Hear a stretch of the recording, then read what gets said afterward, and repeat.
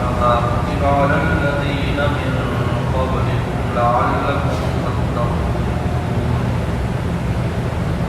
وقال تعالى إن أولياء إلا المتقون.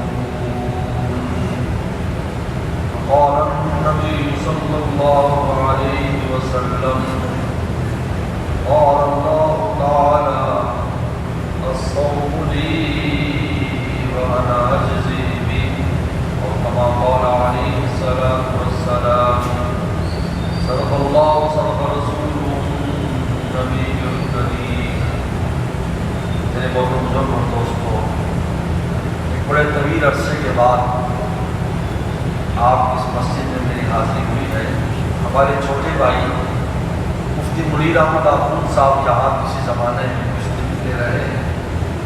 اس وقت ان کے گھر پر میرا آنا ہوتا تھا. اس مسجد میں ہم نماز پڑھتے تھے. بعد میں ماشاء اللہ آپ نے شاندار مسجد بنا دی. ہمارے برادر مفتی حبیب الرحمان صاحب دامت برکات بھی بہاول نگر تشریف لے گئے تھے. انہوں نے فرمایا کہ مسجد نہیں بن گئی ہے. ہمیں بھی شوق ہوا کہ اس مسجد کی زیارت کریں، آپ حضرات کی زیارت کریں، ملاقات کریں. میرے محترم بزرگ اور دوستوں، اللہ تعالیٰ نے انسان کو دنیا میں اپنی ولایت اور دوستی کے لیے بھیجا ہے. ہم یہاں کس لیے آئے ہیں کہ جب ہم واپس جائیں تو ہمارے سر پر تاج ولایت ہے. یہ مقصد حیات ہے، یاد رکھیں. ہم یہاں آئے ہیں دوستی لینے کے لیے. جب آتا ہے انسان دنیا میں تو غلام ہے، لیکن جب واپس جاتا ہے تو غلامی کے ساتھ اس کو چاہیے کہ وہ ولایت بھی لے کر جائے. اور اللہ نے یہ ولایت انسانوں کے لیے خاص کی ہے یا جنات کے لیے؟ فرشتوں کے لیے نہیں ہے. کیوں؟ فرشتوں کو قرآن مجید میں جگہ ہے عباد المکرمون کے میرے بڑے معزز غلام ہیں. عباد المکرمون میرے بندے ہیں، بڑے معزز. مقام عبدیت پر رہتے ہیں، ولایت پر نہیں پہنچتے. کیوں؟ اس لیے کہ ان کو اللہ کو کی ولایت حاصل کرنے کے جو اسباب ہیں وہ اللہ نے ان کو نہیں دیے. اور وہ اسباب دو ہیں. ایک چیز ان کے پاس بھی ہے، ہمارے پاس بھی، وہ ایمان ہے. اور دوسرا ولایت کا جو سبب ہے وہ تقویٰ ہے کہ نفس اور شیطان کے خلاف زندگی بسر کرنا. یہ ولایت کا دوسرا اہم سبب ہے. یہ دو چیزیں جمع ہوتی ہیں تو اللہ کا ولی بن جائے گا. اس میں ایمان ہو، نفس اور شیطان کے خلاف چلے. اس لیے چنانچہ قرآن مجید نے جہاں پر اللہ کے ولیوں کا ذکر کیا ہے تو ان کی تعریف فرمائی کہ ولی کون ہے؟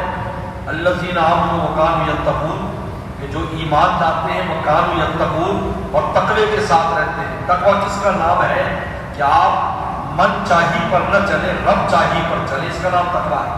یہ چھوٹی سی بات ہے تو چھوٹی سی بات، لیکن جب عمل کرنا انسان کرنے لگتا ہے تو پھر خون کے دریا اس کو بہانے پڑتے ہیں. خون کے دریا آسان نہیں ہے.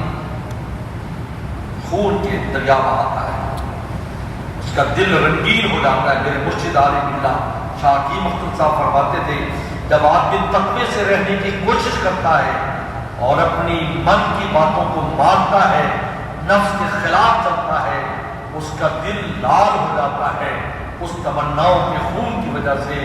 جس طرح افق لال ہوتا ہے تو سورج طلوع ہوتا ہے، جب مومن کا دل لال ہوتا ہے اللہ کے قرب کا سورج طلوع ہوتا ہے. اگر یہ لال نہیں ہوتا، یہ مجاہدہ نہیں کرتا، تو پھر یہ ایک افسانہ ہے، ایک وہم اور خیال ہے کہ میں اللہ کا دوست اور ولی بن جاؤں. الذین آمنوا وکانوا یتقون. اب اللہ تعالیٰ نے یہ جو رمضان کا مہینہ دیا دراصل یہ اپنی ولایت کے لیے دیا کہ تم میرے ولی اگر بننا چاہتے ہو اس سے اچھا کوئی موسم نہیں. لہذا قرآن نے مقصد بیان کیا رمضان کا.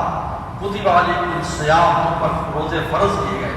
کما کتب الذین من قبلکم، جیسے تم سے پہلوں پر فرض کیے گئے. لعلکم تتقون، اے اللہ اس روزے سے ملے گا کیا کہ تم میں تقویٰ آئے گا، تم اپنے نفس کے خلاف چلنا سیکھ لو گے، کیونکہ شیطان کو ہم بند کر دیں گے اور نفس کو تم روزے سے اور رات کی نمازوں سے کمزور کر دینا، تو تمہارے دشمن جب ہٹ جائیں گے تو میرا دروازہ کھلا ہوا ہے، یا باغی الخیر اقبل، حدیث شریف میں آتا ہے کہ رمضان میں اس فرشتہ آواز لگاتا ہے، خیر کا دروازہ، خیر کو طلب کرنے والے آگے بڑھ، یا باغ سے شر اکثر، اے شر کو طلب کرنے والے تو پیچھے ہٹ، یہ تیرا سیزن نہیں ہے، یہ میرے دوستوں کا موسم ہے، میرے دوست میرے دربار میں آئے، جس کو میرے مرشد فرماتے تھے کہ پردے اٹھے ہوئے بھی ہیں، ان کی ادھر نظر بھی ہے، پڑھ کے مقدر آزما سر بھی ہے، سر کے در بھی ہے۔ میرے دوستوں، رمضان دیا اس نے اپنی ولایت اور دوستی کے لیے، یہ تم رمضان میں بھی دوستی حاصل کر لو، کیونکہ تم نفس کے خلاف جب چلو گے تو تقویٰ آ جائے گا، جب تم میں تقویٰ آ جائے گا تو ہماری دوستی حاضر ہے۔ اللہ نے اپنی دوستی اور متقی اور ولی، یہ ایک ہی چیز ہے، جو ولی ہے وہ متقی ہے، جو متقی ہے وہ ولی ہے، اور تقویٰ نام نفس کے خلاف چلنے کا ہے۔ عجیب بات ہے، ہمارے بڑوں کی عجیب نظر ہے علماء کرام کی کہ تقوی کی تعریف کیا کی، کف النفس عن الہوا، کہ اپنے نفس کی خواہشات پر تو نہ چل۔ شیطان کا ذکر نہیں کیا کیونکہ شیطان کو دوڑانا آسان ہے، اعوذ باللہ من الشیطان جی پڑھے دوڑ جائے گا، لا اکبر پڑھے کہ دوڑ جائے گا، اذان ہو رہی ہے دوڑ جائے گا۔ ملا علی قاری رحمۃ اللہ علیہ مشکات کی شارح بڑی پیاری بات لکھی، انہوں نے کہا یہ کتا ہے، کتا کہیں انسان کسی کے گھر جانا چاہے اور وہاں ایک کتا ہو تو آپ اس کتے سے لڑیں گے یا مالک کو پکاریں گے؟ بولو بھائی، مصطفیٰ مسجد کے دوستوں، مالک کو پکاریں گے، اور وہیں ایک کتے کو پکڑنا، وہ وہاں سے کوئی کوڑ وڑ بولے گا اور کتا آپ کے راستے سے ہٹ جائے گا۔ ملا علی قاری فرماتے ہیں یہ بھی گمراہی کا بہت بڑا کتا ہے جو اللہ کے دروازے پہ کھڑا ہے، جانے کسی کو نہیں دیتا، لہٰذا اس سے لڑنے کی ضرورت نہیں ہے، مالک کو پکارو۔ اعوذ باللہ من الشیطان الرجیم کہہ تو اللہ کو بھی ہٹا دیں گے، لیکن یہ اندر نفس بیٹھا ہے، اس کی انسان لڑائی تیری، اس نے تعریف عجیب فرمائی، کف النفس عن الہوا، یہ نہیں کہا کہ شیطان کی اس پر عمل نہ کرو، کیونکہ دو تو تم آسانی سے جان چھڑا سکتے ہو اس سے، لیکن اس سے جان چھڑانا آسان نہیں ہے، کیونکہ آپ کے اندر بیٹھا ہے، آپ کا حصہ ہے، آپ کی کھاتا ہے اور شیطان کی گاتا ہے، یعنی نفس عجیب ہے، یہ عجیب دوست ہے، اس کو راحت پہنچاؤ تو نقصان دیتا ہے، اس کو تکلیف پہنچاؤ تو نفع دیتا ہے، دنیا میں عجیب ہے، یعنی اس کو نقصان پہنچاؤ، یعنی اس کی نہ مانو تو تمہیں ولایت ملے گی، اللہ کی دوستی ملے گی، تمہارا روزہ بھی اعلیٰ، نماز بھی اعلیٰ، حج عمرہ بھی اعلیٰ، زکوٰۃ بھی اعلیٰ، اس لیے کہ متقی کی 2 رکعت غیر متقی کی 1000 رکعت سے افضل ہے، اس لیے کہ تقوی کے ساتھ جب انسان، یہ دیکھو اللہ کے دوست میرے مسجد کی بڑی پیاری مثال کیا کرتے تھے، یہ دیکھو بھائی، ایک آدمی ایک بہت بڑا دروازے پر کھڑا ہے، اپنے کوٹھی کے دروازے پر خیرات تقسیم کر رہا ہے، رمضان میں منظر نظر آتے ہیں، سب کو 1000 روپے دے رہا ہے، اور لوگوں کا لین لگی، اب وہ دیکھتا ہے اس لین میں ایک آدمی کو دیکھتا ہے کہ یار یہ سکون کے زمانے میں میرے ساتھ پڑھا کرتا تھا، 5ویں 6ویں کے میٹرک میں ہمارا ساتھی تھا، آج یہ بیچارہ کن حالات میں ہو گیا کہ یہ بھی میرے دروازے پر خیرات سمجھ کر یہ بھی آ رہا ہے، اس کو تو پتہ نہیں ہے کہ میں اس کا دوست ہوں، تو وہ اپنے نوکر کو بھیجتا ہے کہ بھائی اس کو تم کہو کہ پیچھے چھوٹی کھڑکی بھی آ جائے، بڑا دروازہ چھوڑے چھوٹی کھڑکی پر آ جائے، اور وہ چھوٹی کھڑکی پہ جا کر کہتا ہے بھائی تو نے مجھے پہچانا؟ کہنے مجھے تو یاد نہیں، کہا کہ تو فلانا نہیں میرے ساتھ پڑھا کرتا تھا فلانے اسکول میں، کہا ہاں، کہا یہ لے یہ 1,00,000 روپیہ، یعنی بڑے دروازے پہ 1000 دے رہا ہے اور چھوٹے دروازے پہ دوستی میں سے 1,00,000 دے رہا ہے۔ میرے مرشد فرماتے تھے جب مولا سے دوستی ہو جاتی ہے تو 2 رکعت پر وہ دے دیتے ہیں جو دوسرا 1000 پر بھی حاصل نہیں کر سکتا۔ اس نے فرمایا کہ لعلکم تتقون، رمضان کا مقصد بیان کیا، یہ نفس سے دوری جو ہے یہ رمضان میں تمہیں آسانی سے میسر آگے بچ کر لو۔ اس لیے اللہ والوں نے لکھا ہے 2 باتیں بڑی عجیب لکھی، ایک بات کہ رمضان کے مہینے میں جو تقوی اختیار کر لیتا ہے، ایک بھی گناہ نہیں کرتا، نہ چھوٹا نہ بڑا، آنکھ بھی بچاتا ہے، زبان بھی، کان بھی، سب بچاتا ہے، ایسے اپنے اوپر پہرا 1 مہینے کے لیے جس طرح کو پہرا دیتا ہے، نفس کو کوئی اسکیم مانتا ہے، اور روزے سے اور تراویح سے اس کو کمزور نہیں کرتا. تو کہا کہ ہمیشہ کے لیے تقوی نصیب ہو جاتا ہے. سن لو یہ بشارت، ہمیشہ کے لیے تقوی مل جائے گا. کیونکہ آپ نے جب مقصد حاصل کر لیا پھر خدا نعمت دے کر واپس نہیں لے گی. اصل میں ہمیں حاصل ہی کب ہوتا ہے؟ نہ زبان میں بھی محفوظ ہے.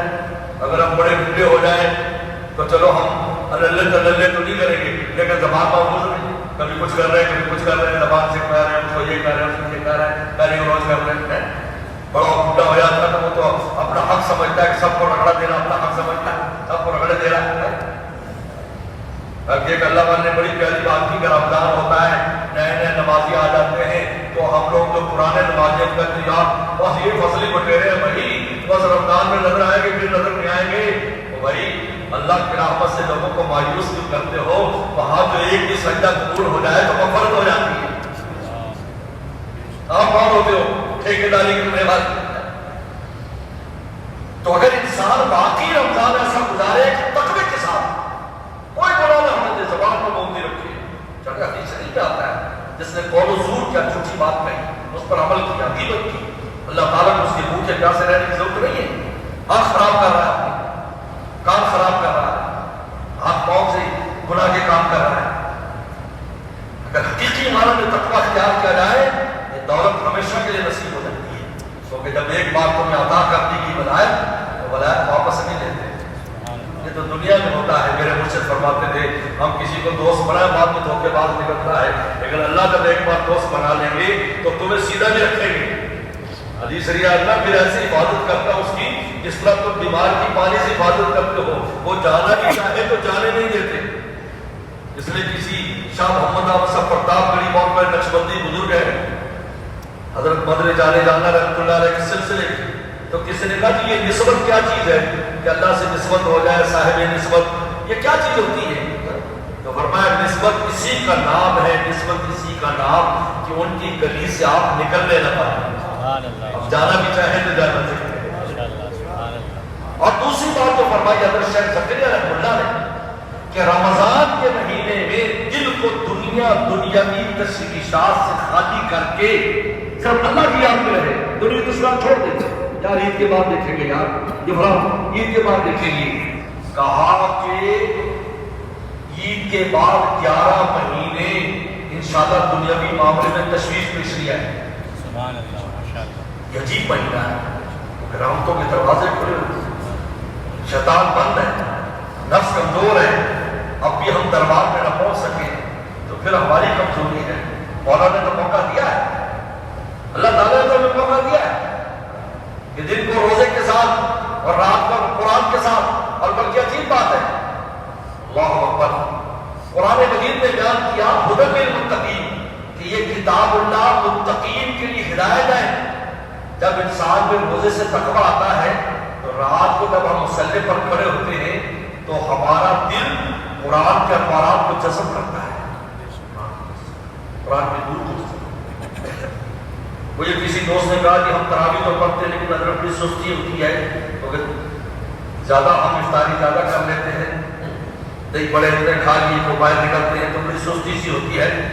تو میں نے اس کو کہا کہ مجھے بتاؤ کہ اگر بچے جو ہے ان کو ماں خوراک دیتی ہے جب تو ہم دیکھتے ہیں کہ بچے ایسے آنکھیں بند کر کے سو بھی رہے ہوتے ہیں لیکن پھر بھی وہ سری لنکی چمچی اس کو کھلاتی ہے پلاتی ہے اور اس کو فیڈر دیتی ہے تو وہ خوراک اس کو فائدہ دیتی ہے، یعنی کا فائدہ دیتی ہے. وہاں کے دربار مولا میں جب تم کھڑے ہو جاؤ گے تو سستی کے باوجود بھی روحانی فرق تمہیں یقیناً فائدہ دے گی. اس لیے میرے دوستوں بس وقت تو کافی گزر گیا، تھوڑا سا وقت باقی ہے. اس میں ہم کوشش کریں اللہ پہلے دعا معاف کر دے، لیکن اب ہم تقوی کے ساتھ باقی وقت گزاریں گے. اب جب تقوی آیا گا تو ولایت آئے گی. یاد رکھو ولایت کا تعلق تقوی کے ساتھ ہے، اور وہ تقوی میں ایک چیز کے ساتھ ہے تقوی تعلق کہ نفس کی نہ مانے مولا کی مانے. جس قدر نفس سے دوری ہوگی اسی قدر دربار الہی میں حضوری ہوگی. آپ جتنے نفسانی تقاضوں سے دور ہوتے جائیں گے اتنے مولا آپ کو اپنے بناتے جائیں گے. کیونکہ شیطان بھی دشمن، نفس بھی دشمن. اگر دشمن سے تم دوستی کرو گے تو پھر ہر سینہ نہ رازداری دہن اللہ ہر سینے کو اپنے راز نہیں دیتے، اپنے دوستی کے راز اسی سینے کو دیتے ہیں جب دشمن کا آنا جانا نہ ہو۔ جو تمہارا گہرا دوست وہی ہے جو تمہارے دشمن سے تعلق نہ رکھتا ہو، ورنہ تمہارے رازوں کو افشا کر دے گا۔ میرے دوستو، بالکل اسی طریقے پر ہم اگر چاہتے ہیں اللہ کی ولایت اور دوستی، نفس سے دوری اختیار کریں۔ نفس سے دوری ہو جائے تو شیطان خود ہی دور ہے، شیطان کی مجال نہیں ہے۔ شیطان تو نفس کے لیے کام کرتا ہے، شیطان نفس کو بھاگتا ہے، نفس ہم سے گناہ کراتا ہے، شیطان تو بچوں کا لگا کے چلا جاتا ہے۔ لیکن اس مبارک مہینے میں اللہ نے ہر وقت روزے دربار کھلا ہوا، ہر وقت۔ اور اوقات میں تو حدیث شریف میں آتا ہے بخاری میں وَاسْتَعِینُوا بِالْغُدْوَةِ وَالرَّوْحَةِ وَشَيْءٍ مِنَ الدُّنْيَا، کہ صبح کے وقت فائدہ حاصل کرو، شام کو فائدہ حاصل کرو، رات کو فائدہ حاصل کرو۔ لیکن رمضان وہ ہے ہر لمحے میں دربار کھلا ہے، ہر لمحے میں رحمتیں اتر رہی ہے، ہر لمحے میں ہمارے لیے راستہ ہے، جب چاہیں ہم مولا کے در پر پہنچ جائیں۔ بس اللہ ہم آپ کا عمل کی توفیق عطا فرمائے۔ وآخر دعوانا الحمد للہ۔ اللهم لك الحمد كما أرسلنا على محمد كما تعالوا واغفر لنا كما تعرف انك انت التقوى والمغفرة. ربنا ظلمنا انفسنا وان لم تغفر لنا وترحمنا لنكونن من الخاسرين. اللهم انا نسألك الهدى والتقى والعفاف والغنى. اللهم اصلح عاقبتنا في الامور كلها واجرنا من خزي الدنيا وعذاب الآخرة. یا اللہ سب کو اللہ تعالیٰ فرما، اپنی ولایت اور دوستی میں نصیب فرما۔ یا اللہ حقیقی معنی میں ہمیں تقوی نصیب فرما، حقیقی معنی ہمیں تقوی نصیب فرما۔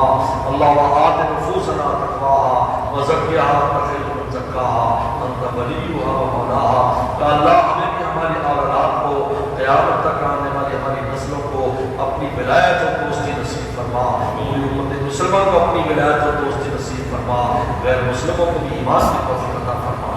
یا اللہ جو رمضان گزر گیا اس میں جو ٹوٹی پھوٹی بات تھے کہ ان کو تو قبول فرما، اور آئندہ کے وقت کی بھی قدر کی توفیق عطا فرما۔ اور یا اللہ تجھے راضی کرنے کی توفیق عطا فرما، راضی رکھنے کی توفیق عطا فرما۔ یا اللہ ہماری مغفرت کے فیصلے فرما، ہماری بخشش کے فیصلے فرما، جو ہمارے چلے گئے ان کی بخشش کے فیصلے فرما۔ یا اللہ ہمارے مشائخ، ہمارے اساتذہ، ہمارے والدین، یا اللہ جو گزر سے چلے گئے سب کی بے حساب فرما۔ یا اللہ اس مسجد کو، اس مسجد کے واسیوں کو، مفتی صاحب کو، سب کو اور اولاد کو خوب برکت اور عافیت نصیب فرما۔